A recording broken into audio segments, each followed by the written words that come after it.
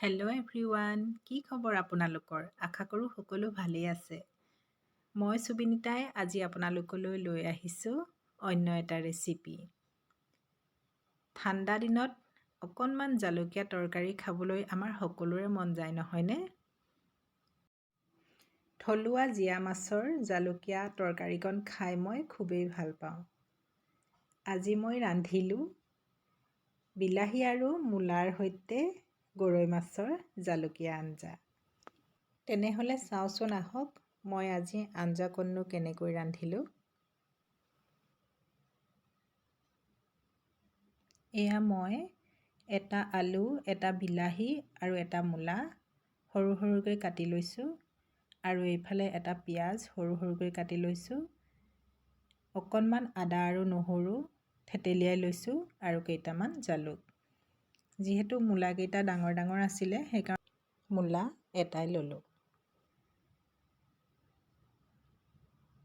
আৰু এইফালে মই মাছকেইটুকুৰত নিমখ হালধি সানি লৈছোঁ আৰু গেছৰ ওপৰত এখন কেৰাহী গৰম হ'বলৈ তুলি দিছোঁ। তাতে অকণমান তেল দিলোঁ আৰু এয়া মাছকেইডোখৰ মই দি দিছোঁ।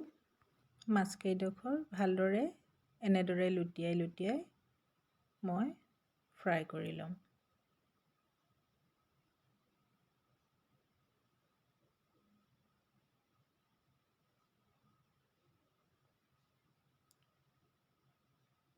আৰু এয়া আমাৰ মাছ ফ্ৰাই কৰা হৈ গ'ল।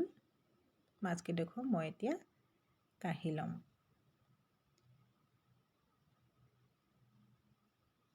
মাছকেইডোখৰ কাঢ়ি লোৱাৰ পাছত তাতে এয়া থাকি যোৱা তেলখিনিতে মই পিঁয়াজখিনি দি দিলোঁ আৰু তাতে এয়া আদা নহৰু পেষ্টটোও মই দি দিলোঁ আৰু দি অলপ দেৰি এনেদৰে ভাজিব লাগিব ৰঙচুৱা হোৱালৈকে। আৰু এতিয়ালৈকে যদি আপোনালোকে মোৰ ভিডিঅ'টো চাই ভাল পাইছে তেনেহ'লে এটা লাইক কৰিব আৰু যদি মোৰ ভিডিঅ'টো নতুনকৈ চাই আছে তেনেহ'লে মোৰ চেনেলটো ছাবস্ক্ৰাইব কৰিব আৰু কাষতে থকা বেল আইকনটো দবাই দিব যাতে মোৰ নতুন নতুন ভিডিঅ'বিলাক আপোনালোকে চাবলৈ পায়।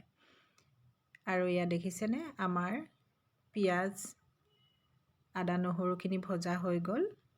তাতে মই এতিয়া এই কাটি থোৱা পাচলিখিনি দি দিম গোটেইখিনি একেলগে।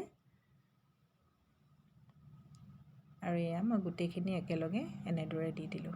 এনেদৰে দি দিয়াৰ পিছত অলপ দেৰি লৰাই লৰাই ভালদৰে ভাজিব লাগিব।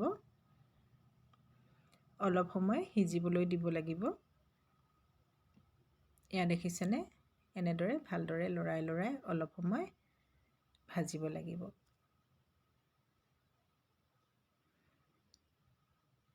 আৰু এয়া ইয়াতে মই অকণমান নিমখ দি দিছোঁ আৰু অকণমান হালধিও তাতে এড কৰি দিছোঁ। এনেদৰে নিমখ হালধি দিয়াৰ পাছতো আৰু অলপ সময় লৰাই লৰাই ভাজিব লাগিব।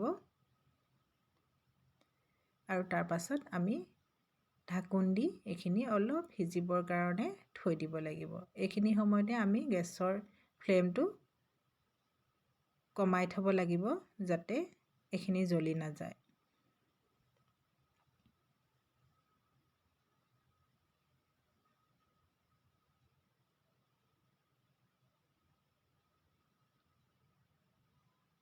আৰু এয়া দেখিছে আমাৰ পাচলিখিনি ভজা হৈ গৈছে।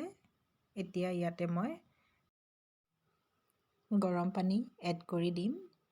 এয়া মই অলপ গৰম পানী এড কৰি দিছোঁ। আমি সকলোৱে মাছৰ আঞ্জা ৰান্ধি খাওঁৱেই, নহয়নে বাৰু? কেৱল আমাৰ সকলোৰে ধৰণবোৰ বেলেগ বেলেগ। সেয়েহে আমাৰ সকলোৰে হাতৰ সোৱাদো বেলেগ বেলেগ হয়, নহয়নে বাৰু? কেতিয়াবা এনেধৰণেও ৰান্ধি খাই চাবচোন, নিশ্চয় ভাল পাব। আৰু এয়া মই আঞ্জাখিনিত মাছকেইটুকুৰ দি দিলোঁ। এনেদৰে মাছকেইটুকুৰ দিয়াৰ পাছত অলপ সময় ভালকৈ উতলাব লাগিব। আমাৰ মাছৰ আঞ্জা প্ৰায় হৈয়ে গৈছে আৰু অকণমান ডাঠ হ'লে খাবলৈ বেছি সোৱাদ হ'ব। সেইকাৰণে এনেদৰে আৰু অকণমান সময় মই উতলিবলৈ দিলোঁ। আৰু এইফালে এয়া জালুক কেইটামান মই খুন্দনাটোতে খুন্দি ল'লোঁ।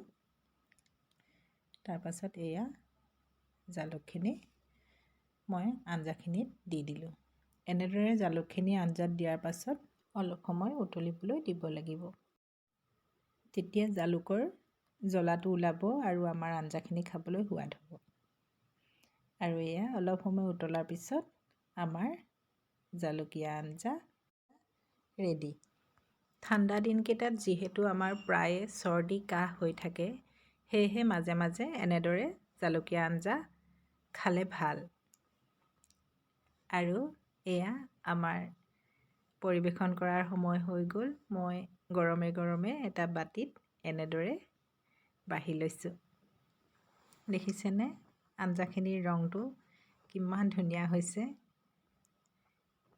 খাবলৈও তেনেদৰে বহুত সোৱাদ হৈছিলে। আপোনালোকেও বনাই খাই চাবচোন।